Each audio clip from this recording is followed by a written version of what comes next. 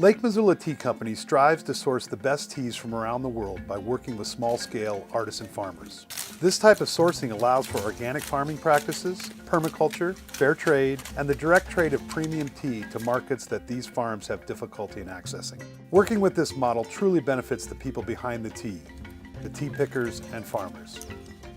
These elements meet the aspects of Lake Missoula Tea Company's mission to source high-quality tea to the consumer market. In the fall of 2016, Lake Missoula Tea Company took a trip to the Western Highlands in Kenya, in one of Kenya's prime tea-growing regions. It also happens to be the third largest exporter of tea in the world due to its favorable climate and rich volcanic soils. The causes of climate change are complex, and the signs are obvious in Kenya. To mitigate the impacts of increasing drought conditions and unpredicted weather events, the Kenyan Tea Research Institute began developing a hybrid of the tea plant 25 years ago. The development of purple tea reflects one of the most important industries in Kenya, adapting to the challenges of a changing climate. David is a tea farmer in the Nandi Hills, one of the 3 tea-growing regions in Kenya. Tea farmers were the first to recognize the impacts of climate change on their tea plants. On his 100-acre tea farm, David has planted 15 acres of purple tea. Yeah, the future of purple tea actually is is bright because of it's actually different from the other species of tea. It's resistant to climate conditions. Purple tea is a drought, frost, and pest-resistant hybrid.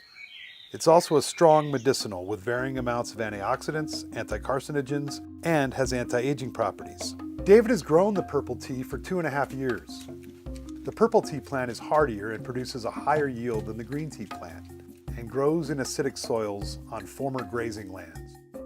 With many of the large plantations and tea factories, the farmers may not be paid until 2 months later, so they have no funds to pay their pickers till then. This generally adds undue stress to the farmer and to the pickers. David's small-scale model is to immediately pay the pickers the day it's picked and weighed.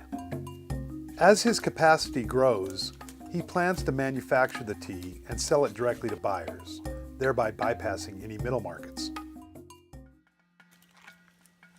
David gives purple tea plants to his pickers. He currently has 45 who work directly with him and 15 on contract. He also sells the plants to other farmers in the area. He conducts workshops about the economic benefits as well as the ecological advantages of growing purple tea across the Nandi Hills. Farmers know the climate is changing and they know they need to adapt to sustain their livelihood. Purple tea is one way to do this. Buyers that source directly from this co-op bring higher prices to the farmer. The buyer gets high-quality tea, and the farmer gets a high rate of return, creating more profitability and a sustainable workforce. Environmental and health-conscious shoppers can walk the talk by buying purple tea or any of the teas produced from this co-op. This considers the product all the way from the tea seedlings to the cup, and factors in all the people in the tea process. The end result is the consumer gets high-quality, healthy medicinal tea that tastes great.